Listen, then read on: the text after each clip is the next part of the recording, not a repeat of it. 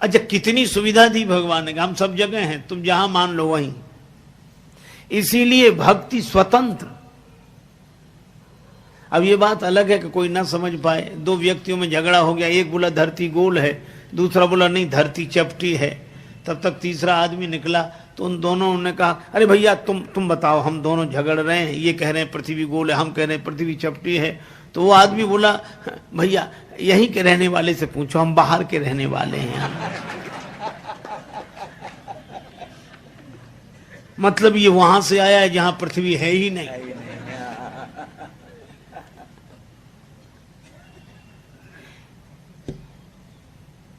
श्रीमद् भागवत में कथा है, भगवान जब प्रकट हो रहे थे, माता के गर्भ में थे, तो उनकी गर्भ स्तुति हुई। तो एक संत ने कहा कि भगवान गर्भ में आए तो देवता उनकी स्तुति करने लगे। एक सज्जन खड़े हो गए, कहने लगे भगवान भी गर्भ में आते हैं। अब उसको आपत्ति है, भगवान और गर्भ में आ जाएं तो फिर हम में और भगवान में अंतर क्या है? तो उसने कहा भगवान भी गर्भ में आते हैं। तो कथा कहने वाले महात्मा कुछ कहते, इसके पूर्व ही एक महापुरुष वहां विराजमान थे, उन्होंने उसी से प्रति प्रश्न किया। उसने कहा क्या भगवान गर्भ में आते हैं? तो महात्मा उससे पूछने लगे क्या भगवान गर्भ में नहीं है? क्योंकि एक और तो तुम कहते हो कि भगवान कण कण में ईशावास्यमिदं सर्वम यत्किंच जगत्याम जगत, ईश इदम सर्वम ईश आवास्य, सब जगह ईश्वर। जब सब जगह है तो सब जगह से माता का गर्भ बाहर है। अरे भाई जब सब जगह है तो किसी ने माता के गर्भ में मान लिया तो क्या कठिनाई हो गई? जब सब जगह है तो किसी ने मूर्ति में मान लिया तो कठिनाई क्या हो गई? जब सब जगह है तो किसी ने चित्र में मान लिया तो कठिनाई क्या है? अद्भुत हमारी व्यापकता की सोच है। हम परमात्मा को सर्वव्यापी तो मानते हैं, पर मूर्ति में नहीं मानते, चित्र में नहीं मानते, और परमात्मा सर्वव्यापक है। इतनी सुंदर बात कही कि सर्वव्यापक को किसी ने कहीं भी मान लिया, क्या फर्क पड़ता है? वह तो है ही। चाहे मंदिर में, मूर्ति में, कैलेंडर में, आपका जहां मन करे वहां मान लो, पर अपने ढंग से मान लो, अपने हिसाब से। अब मीराबाई ने भगवान का एक नाम चुना, मीरा के प्रभु गिरधर नागर, यही नाम, मीरा के प्रभु गिरधर नागर। और सूरदास जी, जय मीरा के गिरधर नागर, सूरदास के श्याम, नरसी के प्रभु साह संवरिया, तुलसीदास के राम। कितने भगवान हो गए? मीराबाई के तो गिरधर नागर, सूरदास जी के श्याम, और नरसिंह जी के सांवल शाह, और तुलसीदास जी के राम। अरे भाई एक बार एक सज्जन बोले कि श्री कबीरदास जी ने तो 4 राम बताए अलग अलग। हम लोग 4 कैसे? का एक राम दशरथ का बेटा, एक राम घट घट में लेटा, एक राम का सकल पसारा, एक राम सब घट से न्यारा। हमने कहा कबीरदास जी ने 4 कहा, एक ही तो कहे। आप विचार करो, एक राम दशरथ का बेटा, एक राम घट घट में बैठा, और एक राम का सकल पसारा, एक राम सब घट से न्यारा। राम तो एक ही है, राम अलग अलग कहा? बोले ऐसे तो हमने सोचा ही नहीं। तो हमने कहा ऐसे कहा करो कि वही राम दशरथ का बेटा, वही राम घट घट में बैठा, उसी राम का सकल पसारा, वही राम है सबसे न्यारा। इसलिए भगवान के जितने रूप हैं भक्तों ने बनाए। नरसिंह जी तो अपनी कुटिया में श्री कृष्ण गोविंद हरे मुरारे, हे नाथ नारायण वासुदेवा, श्री कृष्ण गोविंद।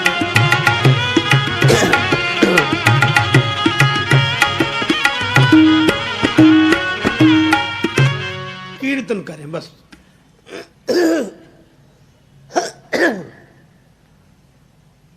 अब ऐसे के पास रहे कौन? सो महाराज 16 सूरदास, उन 16 के तो आंख थी नहीं, ऐसे के पास आंख वाला रहे काहे को? बेचारे सूरदास रहते, उन्हें कुछ दिखता ही नहीं था। और नरसिंह जी कीर्तन करें, वो अपनी आंख बंद कर लें।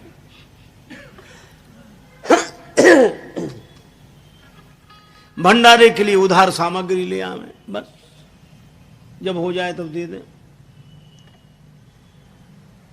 एक बार उस बस्ती में कुछ संत लोग आए। संतों ने पूछा कि भाई हमें द्वारिका जाना है, पैसा हमारे पास है, यहां किसी के पास हम पैसा जमा कर दें, द्वारिका में कारोबार हो तो हुंडी का कागज लिख कर दे दें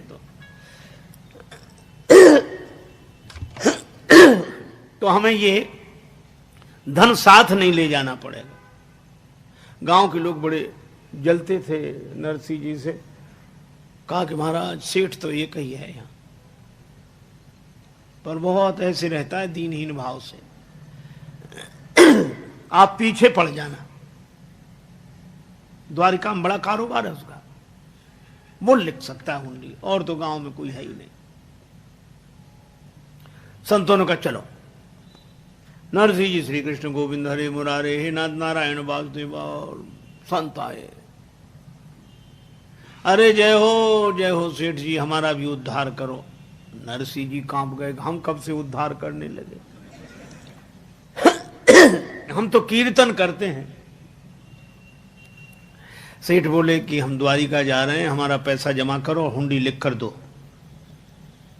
नरसिंह जी ने कहा कि महाराज मैं तो दीनहीन हूं, मैं तो खुद उधार ला के भंडारा करता हूं, ऐसे ही हम तो कीर्तन करने वाले हैं, गरीब आदमी हमारे पास को।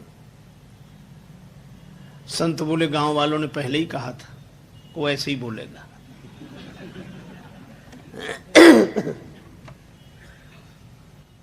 ये नहीं चलेगा, हम सुनना ही नहीं चाहते। महाराज हमारा कोई कारोबार नहीं द्वारिका में, हम सही कहते हैं। अब जब ज्यादा जिद की तो संतों ने एक ही बात कही, हमारी सौगंध करके कहो द्वारिका में तुम्हारा कोई नहीं है। अब नरसिंह जी की आंखों में आंसू आ गए। ये कैसे कह दें कि द्वारिका में कोई नहीं? द्वारिका में ही तो कोई है जिससे हमारा नाता है। नरसिंह जी चुप हुए। संतों ने कहा तुम लिखो हुंडी। नरसिंह जी ने सोचा कि भगवान ने भेज दिया तो लिखा ही देते। लाओ पैसा ले लिया, हुंडी लिख दी। लिखें किसके नाम? तो झूठ ऐसे ही नाम भगवान का मना के सांवल शाह फर्म मिलेगी, सांवल शाह है वहां ये कागज दिखाना, तुम्हें रुपए मिल जाएंगे, जाओ। नरसिंह जी सोच रहे थे संत अभी इतनी जल्दी तो आते नहीं, तब तक भोज भंडारा होगा, जो होगा देखा जाएगा।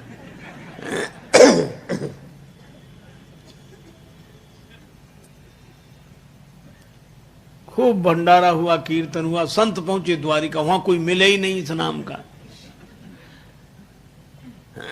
शहर में ढूंढते ढूंढते परेशान हो गए। तब बड़े नाराज होकर समुद्र किनारे जाके बैठे, ठग लिया। दूसरे बोले वो तो पहले ही मना कर रहे थे कि हमारा कोई, तुम ही पीछे पड़ गए। अरे तो उसे बताना तो चाहिए। अरे वो बता तो रहा था, तुमने सुना कब उसकी बात?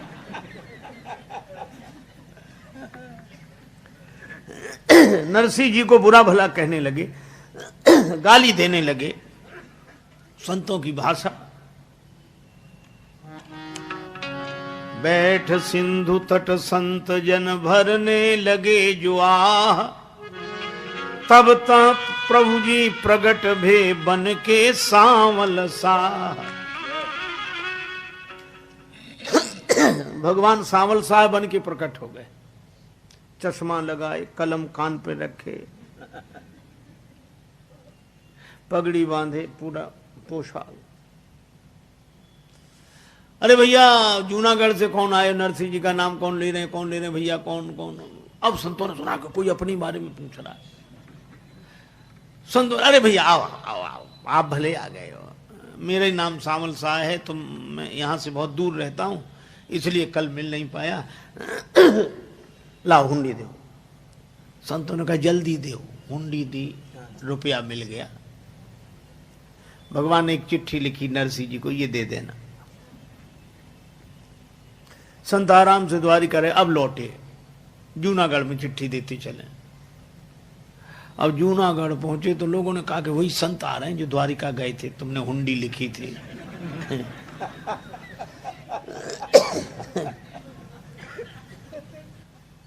बेचारे नरसिंह जी कुटिया के भीतर घुस गए। अब संत कहे बाहर तो निकलो भाई, बाहर तो आओ। अब भीतर से कहे महाराज क्षमा करो, और क्या बताएं, आप ही नहीं माने, हम तो बहुत मना किया कि हमारा कोई नहीं, और आप ही नहीं माने। बोले ये सब बाद में, पहले बाहर निकलो। नरसिंह जी बेचारे किसी तरह कांपते हुए आए, सिर झुकाए, हाथ जोड़े खड़े। संतों ने कहा कि देखो कितना बड़ा कारोबार और विनम्रता कितनी। अब नरसिंह जी को लगे कि व्यंग कर रहे हैं। महाराज अब हमसे तो जो हुआ सो गलती हुई सो हुई। अरे नहीं काहे की गलती है। संतों ने कहा सचमुच हम व्यंग नहीं कर रहे, ये चिट्ठी पढ़, हमें सामल शाह ने दी। नरसिंह जी ने वो चिट्ठी पढ़ी। उसमें लिखा था, सिद्ध श्री जूनागढ़ के भक्त राज नरसिंह को कहियो हमारी जाए जय नरसिंह की है। संतन के बहाने मोह सेवा को अवसर दियो। चिट्ठी लिख भेजी, बात यह नीकी है। बार बार संतन के संदेशे तो भेजत मोह, आप नहीं आवत बात यह फीकी है। और जान के मुनीम फेर याद करना हमें, काम काज लिखना ये दुकान आप ही की है।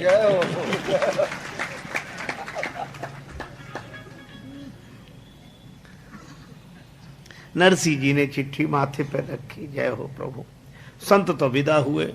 शाम को नरसिंह जी, दर्शन दो घन श्याम नाथ मोरी, अखियां प्यासी दे। दर्शन दो घन श्याम नाथ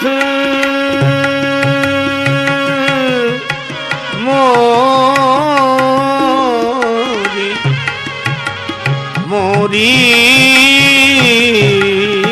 दर्शन दो घनश्याम। कीर्तन करने लगे।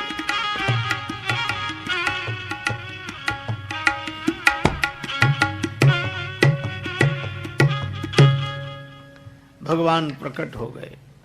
नरसिंह जी चरणों, प्रभु बड़ी कृपा, आपने हमारी बात रख ली, आपकी बड़ी कृपा। भगवान हंसकर बोले कृपा तो तुम्हारी है। नरसिंह जी बोले हमारी काहे कृपा। भगवान बोले हम जब से जन्म लेकर आए सबने हमें चोर कहा,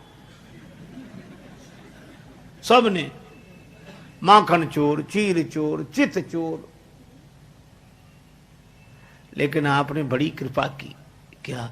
बोले चोर को साहे तो बना दिया। तो नरसिंह जी के भगवान का नाम सामल शाह, अलग नाम है। गिरधर नागर, कहीं नाम न मिले। मीरा के प्रभु गिरधर नागर। तो भक्त लोग अपनी भावना के अनुसार भगवान को अपना बनाते हैं। देखो आस्तिकता और भक्ति में यही अंतर है। जैसे किसी के पास आटा रखा हो, आटा खूब भंडार भरा हो आटे का, और आटे की रोटी बनती है, लेकिन पेट आटे से नहीं भरता, रोटी से भरता है।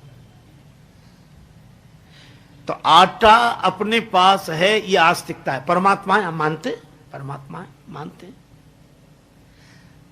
पर भक्ति है उस आटे की रोटी बना लेना।